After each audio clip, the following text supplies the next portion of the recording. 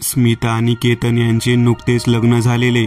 केतनच्या घरी त्याची आई सुनीता, वडील सुरेश, लहान बहीण माधुरी. त्यांचं हे पिढीजात घर होतं. केतनच्या पणजोबांनी हे घर बांधले होते. त्याच घराला जोडून केतनच्या आजोबांच्या भावाचे घर होते. दोन्ही घरे एकाच धाटणीची होती. खाली 3 खोल्या, त्यावर 2 खोल्या आणि त्यावर कौले.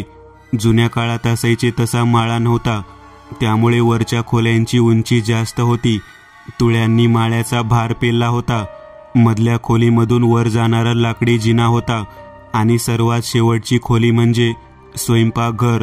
त्यामागे थोडी मोकळी जागा होती आणि तिथे शेजारी बाथरूम आणि शौचालय आणि त्यानंतर लगेचच फाटक.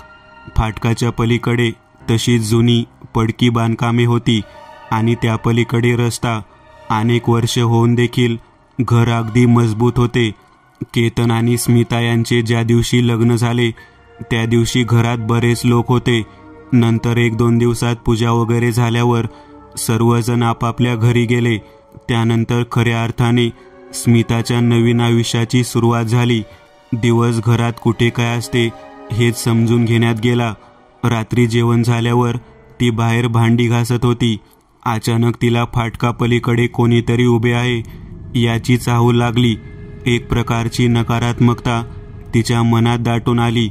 काळोख असल्याने तिला स्पष्ट असे काही दिसत नव्हते, पण तिच्या मनाला जाणवत होते. ती उठून त्या दिशेने चालू लागली. अचानक तिला मागून सुनीताचा आवाज ऐकू आला. त्या आवाजाने ती भानावर आली. ती स्वतःशी विचार करू लागली, आपण भांडी घासत होतो तर मग इथे आलो कसे? तितक्यात सुनीता म्हणाल्या, अगं तिकडे कुठे चालली होतीस? रात्री अपरात्री असं तिकडून बाहेर जात जाऊ नकोस.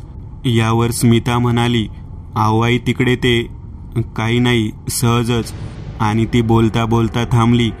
काय झालं याचा विचार करतच ती घरात आली आणि मग वरती असलेल्या केतन आणि तिच्या खोलीमध्ये गेली. त्या खोलीला मागच्या बाजूला असलेल्या खिडकीमधून बाहेर पाहू लागली. फाटक अंधारात अस्पष्ट असे दिसत होते. कोणाचा मागमूसही तिथे दिसत नव्हता. मगाशी आपल्याला झाला तो भास होता की सत्य, याच द्विधा अवस्थेत ती पलंगाकडे वळली. केतन तिची केव्हापासून वाट पाहत होता बोलण्यासाठी.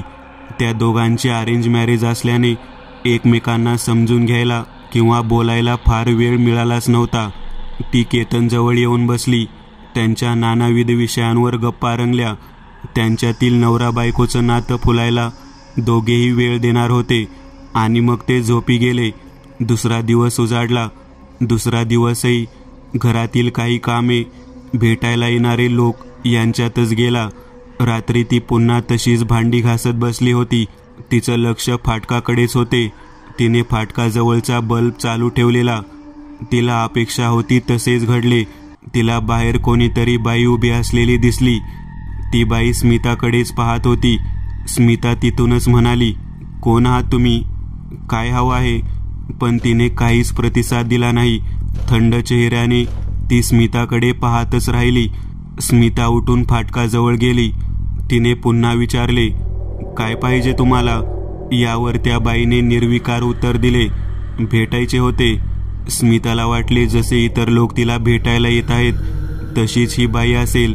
त्यामुळे तिने फाटक उघडले आणि म्हणाली, या ना, आत या. असे म्हणून तिने सुनीताला आवाज दिला. आई, कोण आला आहे बघा. असे म्हणून ती पुन्हा मागे वळली. मागे पाहते तर तिथे कोणीच नव्हते. मागे पाहते तर तिथे कोणीच नव्हते. ती गोंधळून गेल्यासारखं इकडे तिकडे पाहू लागली. तितक्यात सुनीता बाहेर आल्या.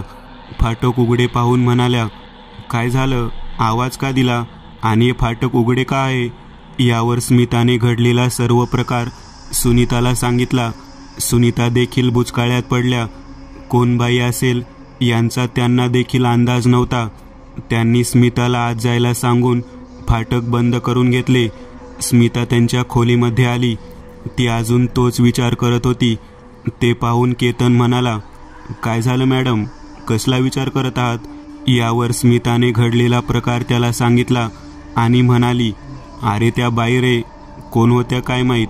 यावर केतन म्हणाला, अगं असतील कोणीतरी, त्यात तू का इतका विचार करत आहेस? तरी देखील स्मिताचे लक्ष वारंवार त्या खिडकीकडे जात होते. लोखंडी गज असलेली ती जुन्या काळातील खिडकी होती. त्याला लाकडी पाले होती. तसेच गप्पा मारत दोघेही झोपी गेले. रात्री स्मिताला कसल्याशा आवाजाने जाग आली. त्या खिडकीला असलेले दरवाजे हवेने आपटत होते. स्मिता उठून त्या खिडकीजवळ गेली. तिचे लक्ष फाटकाकडे गेले. तिथे कोणीच नव्हते. तिने खिडकीचा दरवाजा ओढण्यासाठी हात बाहेर केला. तितक्यात अचानक कोणीतरी तिचा हात पकडला. तिला अंधारात फक्त तो हात दिसत होता आणि तो हात वरून खाली आला होता. म्हणजे जे काही होते ते वरच होते. ती किंचाळली. तशी तिला जाग आली. तिच्या आवाजाने केतन देखील जागा झाला. तिच्या अवस्थेवरून त्याला जाणवले की तिला काहीतरी वाईट स्वप्न पडले असेल. त्याने तिला विचारले, काही स्वप्न पडले का? यावर तिने फक्त होकारार्थी मान डोलावली. केतनने तिला पाणी दिले आणि काही वेळातच दोघे पुन्हा झोपी गेले. स्मिताला पुन्हा जाग आली. पण यावेळी आपण स्वप्न तर पाहत नाही ना, याची तिने खात्री करून घेतली. तिचे लक्ष खिडकीकडे गेले. खिडकी खालून एक हात वर आला, बांगड्यांनी भरलेला, आणि मग दुसरा हात आला. हे पाहून स्मिताची बोबडीच वळली. तिने हलवून केतनला उठवले. केतन खडबडून उठला. त्याने विचारले, काय झाले? असे का उठवले? यावर स्मिताने खिडकीकडे बोट दाखवलं. केतनने तिकडे पाहिले, पण तिथे काहीच नव्हते. स्मिता देखील बुचकाळ्यात पडली. आता आपण पाहिले ते काय होते? ती केतनला म्हणाली. अरे तिथे हात दिसले मला. यावर केतन हसत म्हणाला, काय हात? अगं आपण पहिल्या मजल्यावर आहोत. इथे कोण येणार आहे? तुला काहीतरी स्वप्न पडलं असेल. स्मिताला काही समजत नव्हते. ती घाबरली होती. ती पुन्हा झोपली. तिला असं सतत वाटत होते की आता काहीतरी होईल. त्यामुळे तिला झोप मात्र लागत नव्हती.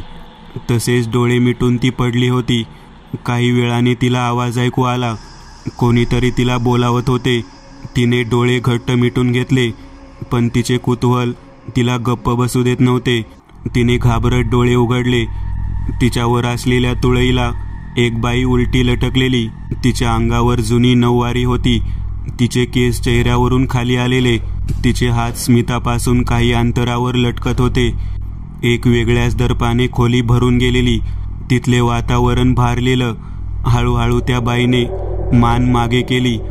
तिची मान 180च्या कोनात मागे झुकली.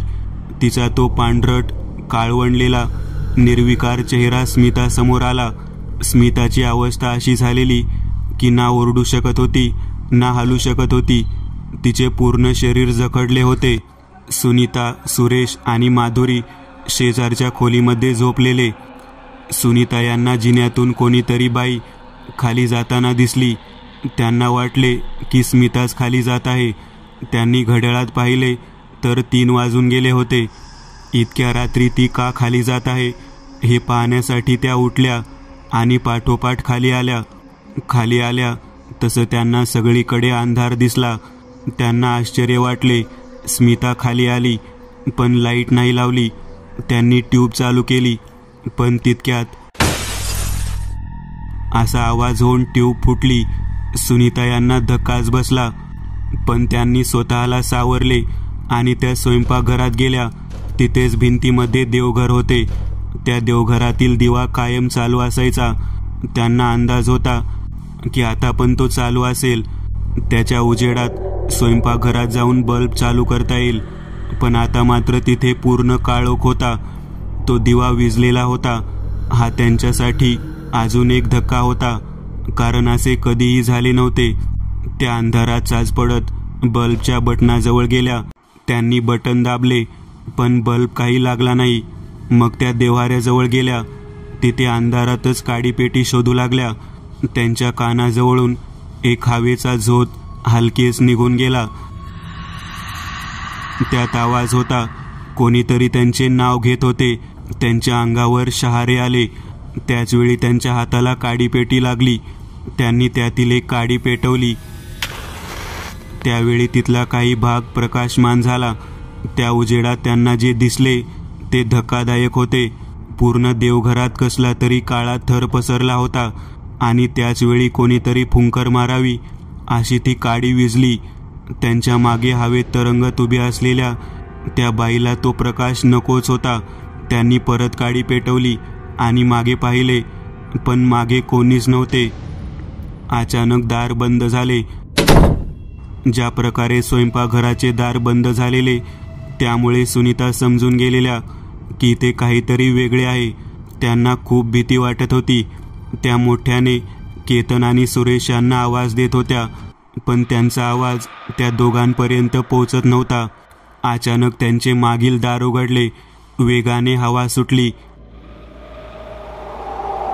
अस्पष्ट उजेडात त्यांना दरवाजात कोणीतरी उभे असलेले दिसले. त्यांनी काडी पेटवली आणि वर पाहिले. त्याचवेळी ती दरवाजात असलेली बाईची आकृती त्यांच्या अगदी समोर उभी होती.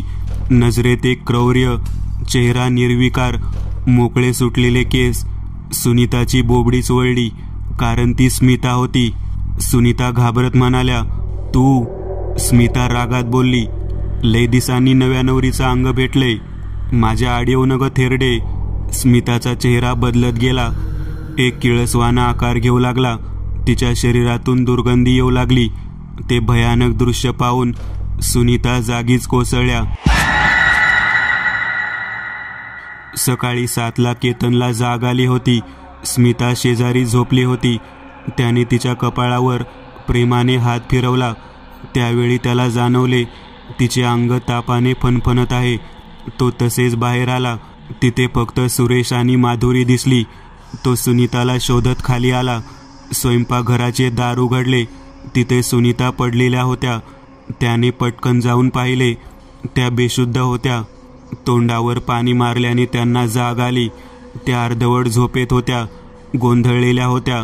जशी त्यांना पूर्ण शुद्ध आली, त्यांनी केतनला विचारले, स्मिता कुठे आहे? केतन म्हणाला, त्यासाठी तुला शोधत होतो मी. ती वरच आहे, पण तिचं अंग तापाने फणफणत आहे. सुनीता म्हणाल्या, वाटलेच मला, हा फार भयंकर प्रकार आहे. केतन म्हणाला, काय बोलत आहेस तू आई? सुनीता म्हणाल्या, तो देव्हारा बघ. केतनने देव्हारा पाहिला. त्याला देखील धक्का बसला. तो म्हणाला, हे कसं झालं? सुनीता म्हणाल्या, सांगते तुला सगळं, पण इथे नको, आपल्याला घाई करावी लागेल. केतन म्हणाला, तू काय बोलत आहेस मला काही समजत नाहीये. सुनीता म्हणाल्या, अरे तू बाहेर चल, शेजारी जाऊन येऊ. ते दोघे शेजारी असलेल्या केतनच्या आजोबांच्या भावाच्या घरी आले. तिथे केतनचे चुलत आजोबा नामदेव, त्यांची पत्नी सुगंधा आणि त्यांची इतर मुले राहत होते. सुगंधा सकाळी उठून बाहेर मशेरी लावत बसल्या होत्या. सुनीता त्यांच्या जवळ जाऊन म्हणाल्या, सासूबाई, थोडं बोलायचं होतं. सुगंधा म्हणाल्या, बोल की पोरी, सकाळी सकाळी आली म्हणजे काहीतरी काम असलच. सुनीताने घडलेला प्रकार थोडक्यात त्यांना सांगितला. यावर सुगंधा म्हणाल्या, अरे देवा, तुझी पोर काल त्या बाईला आत या म्हणाली का? होय तर, ती फाटक उघडून आत घेत होती त्यांना. सुगंधा म्हणाल्या, लय वंगाळ झालं हे, तुझ्या पोरीला काय अवदसा सुचली ही? सुनीता म्हणाल्या, काय बोलत आहे तुम्ही नक्की? सुगंधा म्हणाल्या, तुझ्या सासूने तुला काही सांगितलं नाही वाटतं? नाही हो, कशाबद्दल बोलत आहे तुम्ही? अगं ऐक, माझ्या सासऱ्यानं जेव्हा हे घर बांधाय घेतलं, त्यावेळी याचा पाया खणताना दगड लागतच नव्हता. सगळी मातीच निघत होती. 40 फूट खणल्यावर दगड लागला, पण जेव्हा ती माती बाजूला घेत होती तेव्हा त्यात हाडं मिळाली माणसाची. त्यावेळी लक्ष दिलं नाही, पण जेव्हा हे घर बांधून झालं त्यानंतर इथं एका जखिनीचा त्रास व्हायला लागला. त्यावेळी माझ्या सासऱ्यानं लय मोठा मांत्रिक आणला. त्या मांत्रिकानं काय तर केलं बघ. तेव्हापासून तो जखिनीचा त्रास गेला. पण त्या मांत्रिकाने सांगितलं होतं, ही जागा तिची आहे, तिला ह्या घरापासून लांब केलं या. पण जर का तुम्ही तिला ह्या घरात बोलावलं तेव्हा ती परत येईल. आणि अजून एक, ती जखीन आहे. सवाशीनबाई लग्नानंतर लगेच गेली की तिची जखीन बनते. ती जखीन फक्त नव्या नवरीला दिसते. यावर सुनीता म्हणाल्या, अरे बाप रे, आता मला आठवलं, माझ्या सासूबाईंनी लग्नानंतर पहिले 5 दिवस मला माहेरी का ठेवलं होतं? मी या घरात यायच्या आधी सासरे गेले होते. पण काही वर्षांपूर्वी सासूबाई गेल्या आणि त्यांनी मला कधीही हे सांगितलं नाही. कदाचित मी घाबरेल म्हणून. सुगंधा म्हणाल्या, मला वाटलं तुझ्या सासूने तुला सगळं सांगितलं असेल, त्यामुळे मी पण काय बोलली नाही. पण आता तुझ्या पोरीला वाचवणं देवाच्या हातात आहे बघ. ती जखीन लय वंगाळ आहे. सुनीता म्हणाल्या, मी तिला काही होऊ देणार नाही. मागे एका कार्यक्रमात माझी एकदंत नावाच्या गृहस्थांशी ओळख झालेली. ते यात आपली मदत नक्की करतील. यावर सुगंधा म्हणाल्या, पण आता तुला घाई करावी लागल, कारण जर का तू आता घरात गेली तर ती बया तुला बाहेर येऊ द्यायची नाही, कारण आता तुला कळलं आहे तिचं रूप. सुनीता म्हणाली, केतन, आपण असेच एकदंत यांच्याकडे जाऊयात. केतन आणि सुनीता एकदंत यांच्या बंगल्यासमोर पोहोचले. केशव बाहेर गार्डनमध्येच होते. केतन त्यांना म्हणाला, आम्हाला एकदंत यांना भेटायचे आहे. आहेत का ते? यावर केशव म्हणाला, आहेत ना. त्यांचा नाश्ता चालू आहे. तुम्ही बसा इथेच, मी त्यांना निरोप देऊन येतो. काही वेळाने एकदंत स्वतः बाहेर आले आणि तिथेच असलेल्या खुर्च्यांवर ते तिघे बसले. एकदंत म्हणाले, हा सांगा आता, काय मदत करू शकतो मी? यावर सुनीता यांनी घडलेला सर्व प्रकार त्यांना सांगितला. त्यानंतर काहीसा विचार करून एकदंत म्हणाले, जर का त्या सुगंधा म्हणत आहेत की ती एक जखीन आहे आणि याआधीही तिचा त्रास झाला आहे लोकांना, त्या अर्थी त्यावेळी तिच्यावर पूर्ण ताबा मिळवणे जमलेच नसेल आणि मला काहीतरी वेगळे वाटत आहे. हे प्रकरण इतक्या सहजतेने तुम्हाला घराबाहेर येऊ कसे दिले? जखीनी दिवसा देखील त्रास देऊ शकते. केतन म्हणाला, नक्की काय म्हणायचं आहे तुम्हाला? एकदंत म्हणाले, तुमच्या पंजोबांना त्यावेळी तिथे मानवी हाडे मिळाली होती. किती हाडे हे माहिती आहे का कोणाला? आणि त्या हाडांचे पुढे झाले काय? यावर सुनीता म्हणाल्या, नाही, आम्हालाची गोष्ट आज समजली आहे. एकदंत म्हणाले, जखीनी स्त्रीभूतांमधली सर्वात भयानक समजली जाते. तिचा काहीतरी उद्देश आहे जो तिला साध्य करायचा आहे. मी दुपारी तुमच्या घरी येतो तिथल्या परिस्थितीचा अंदाज घ्यायला. अजून काही बोलून झाल्यावर केतन आणि सुनीता घरी निघाले. एकदंत त्यांच्या ध्यान करायच्या खोलीमध्ये गेले. काही वेळातच ते दोघे घरी पोहोचले. घाबरतच सुनीताने घराचा दरवाजा ढकलला. आत कोणीच नव्हते. ते दोघे तसेच वरती मजल्यावर निघाले. तिथे समोरील दृश्य पाहून त्यांना पुन्हा धक्का बसला, कारण जिन्यासमोर स्मिता बसली होती. पाय खालच्या पायरीवर ठेवून तिच्या गुडघ्याभोवती हात गुंडाळले होते आणि गुडघ्यावर हानवटी ठेवली होती आणि ती सुनीताकडे पाहत होती. त्यांची अशीच नजरानजर झाली आणि मग स्मिता करड्या आवाजात म्हणाली, आलीस का भेटून त्या म्हाताऱ्याला? तुला सांगितलं होतं ना मध्ये येऊ नग, पण तू ऐकायची नाही. म्हणून मला पण पाहायचं होतं तू काय करते ते. पण सरड्याची धाव कुंपणापर्यंत त्या थिरडीने तुला सांगितलं आणि तू गेली धावत. घरात तुझी पोरगी आणि नवरा आहेत, त्याचं काय? सुनीताला धक्काच बसला. दिवसा असे काही होईल याची त्यांनी कल्पनाच केली नव्हती.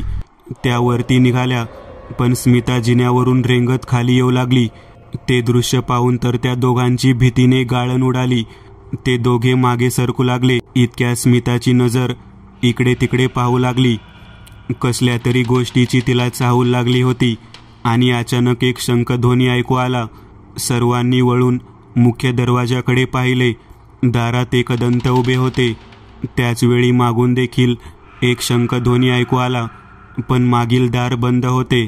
सुनीता यांना एकदंत यांना पाहून हायसे वाटले, कारण ते दुपारनंतर येणार होते आणि अशा आणीबाणीच्या वेळीच ते तिथे हजर झालेले.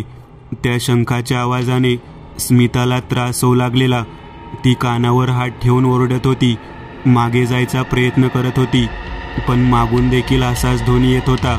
एकदंत यांनी शंखनाद थांबवला. तिने एकदंत यांच्याकडे एक जळजळीत कटाक्ष टाकला. त्या दोघांची नजरानजर झाली. एकदंत म्हणाले, माझ्या मनावर ताबा घ्यायचा काही प्रयत्न करू नकोस. नाही होणार तुझ्याने ते. माझे मन रामरक्षेने बांधलेले आहे. स्मिता रागात म्हणाली, तू माझ्या मध्ये येऊ नग, हाकनाक मरशील. एकदंत यांनी अगदी चपळाईने त्यांच्या खिशात असलेली करेच्या पाण्याची बाटली काढली आणि त्यातले काही पाणी स्मितावर शिंपडले. तसं ती तडफडू लागली. तिच्या आर्तकिंकाळ्यांनी सारा अवकाश भरून गेला होता. घरातील काचा फुटू लागल्या. एकदंत केतनला म्हणाले, तुझ्या वडिलांना आणि बहिणीला सोबत घेऊन तुम्ही चौघे घराबाहेर पडा. त्याचवेळी केतन धावत वर गेला. वर पाहतो तर सुरेश आणि माधुरी आस्ताव्यस्त बेशुद्ध पडले होते. त्याने तिथल्याच बाटलीमधील पाणी त्यांच्या चेहऱ्यावर मारून त्यांना शुद्धीत आणले. ते दोघे अजून धक्क्यामध्ये होते, कारण स्मिताच्या शरीरात असलेल्या या शक्तीचा अनुभव त्या दोघांना देखील आला होता. ते चौघे घराबाहेर पडले. मागील दार उघडून केशव घरात आलेला. आता घरात एकदंत, केशव आणि स्मिता होते. एकदंत यांना जाणीव होती की ते पाणी फार काळ तिला रोखू शकणार नाही. केशवने पुन्हा शंखनाद केला. तसं स्मिताला होणारा त्रास वाढत गेला. एकदंत यांनी त्याच वेळी सोबत आणलेला शेंदूर तिच्या कपाळाला लावला. तो शेंदूर सप्तशृंगीच्या पायावरून काढलेला होता. स्मिता त्याच क्षणी खाली कोसळली. पण एकदंत यांचे त्याकडे लक्ष नव्हते, कारण ती आत्मा आता त्याच घरात होती. एकदंत यांनी खालील मजल्यावरील प्रत्येक खोलीमधील चारही कोपऱ्यात ते करेचे अभिमांत्रित पाणी शिंपडले. मग ते घराच्या मागील बाजूस गेले. तिथे फाटकासमोर ते थबकले, कारण त्यांना तिथे ती दिसली, तशीच उभी असलेली जसं ती स्मिताला दिसलेली. एकदंत यांनी केलेल्या हल्ल्यामुळे ती देखील थोडी कमकुवत झालेली. पण यातून एकदंत यांना जे समजायचे होते ते समजले. त्यांनी त्याच क्षणी तिच्यावर पुन्हा ते पाणी शिंपडले. त्या जागेवर देखील पाणी शिंपडले आणि मग त्यांनी थोडं मागे सरकून त्याच पाण्याने एक रेघ ओढली. निदान रात्रीपर्यंत तरी ती घरात प्रवेश करू शकणार नव्हती. एकदंत यांनी केतन आणि त्यांच्या घरच्यांना आत बोलावले आणि म्हणाले, आताच गवंड्याला बोलावून ते मागचे फाटक आहे ते तोडा. तिथे एक तुळशी वृंदावन बांधा आणि मागील फाटक कायमस्वरूपी बंद करा. दुसरी गोष्ट, या घराची वास्तुशांती झालेली नाही असं मला वाटतं, कारण या वास्तूत वास्तुपुरुष नाहीये. त्यामुळे उद्याच्या उद्या थोडक्यात वास्तू शांत करून घ्या. माझ्या ओळखीचे एक पुरोहित आहेत, ते व्यवस्थित करून देतील सर्व. पण ते वृंदावन आताच बांधा. मी ते थांबतोय. केतन याने फोन करून काही ओळखीच्या गवंड्यांना बोलावले. ते देखील तासाभरात आले. काही सामान लागणार होते, ते देखील काही वेळात आले.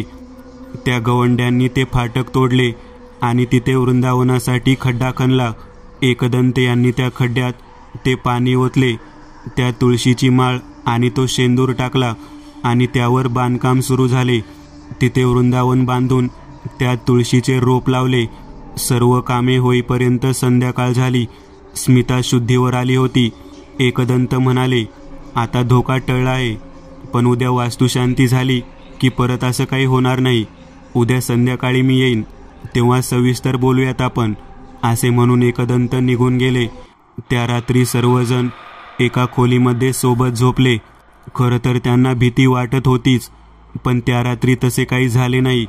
दुसऱ्या दिवशी सकाळपासूनच वास्तुशांतीची पूजा सुरू झाली. घरात जेवणे झाली. संध्याकाळी एकदंत आले. त्यांनी पुन्हा त्या घराचे नीट निरीक्षण केले आणि मग सर्वांसोबत बाहेरील खोलीमध्ये बोलत बसले. ते म्हणाले, तुम्हाला काही गोष्टी सांगायच्या आहेत. खरं तर तुमच्यासोबत जे काही घडले त्याचा काही भाग तुम्हाला माहीतच आहे, पण त्या साखळ्या अर्धवट आहेत. हे घर बांधताना तुमच्या पूर्वजांना आस्ती सापडल्या हे खरं आहे, पण त्यांनी त्यावेळी त्याची योग्य विल्हेवाट लावली नाही. त्या आस्ती इथेच हरवल्या आणि मातीमध्ये मिसळल्या. आपल्या हिंदू शास्त्रानुसार आस्तींची राख पाण्यात मिसळत नाही तोपर्यंत आत्मा मुक्त होत नाही. त्यामुळे ज्या आस्ती इथे होत्या ती एक बाई होती. तिचा मृत्यू लग्नानंतर 2 ते 3 दिवसात खून होऊन झालेला. आता ती आत्मा किती जुनी होती याचा अंदाज आपल्याला नाही. कदाचित ती खूप जास्त जुनी देखील असेल आणि तिचा देह इथे पुरला होता. त्यामुळे या जागी तिचा वावर होता. किंबहुना ही जागा तिचीच होती, पण तुमच्या पूर्वजांनी तिची हाडे बाहेर काढली आणि ती हाडे नंतर चुकीने याच मातीत मिसळली. नंतर त्यांनी कोण्या मोठ्या मांत्रिकाला बोलावून तिला इथून बाहेर काढले. त्यावेळी तसे मांत्रिक होते, त्यांच्यात ती ताकद होती, पण तरी देखील त्याला मर्यादा होत्या. त्यांनी तिला लांब केले, पण मुक्त करू शकले नाहीत, कारण तिच्या अस्थी इथंच मातीत मिसळले आहेत. त्यांच्यात इतकी ताकद होती, पण त्यांनी एका अटीवर तिला या घरापासून लांब केले की तिला जर का कोणी या घरात बोलावले तरच ती येईल.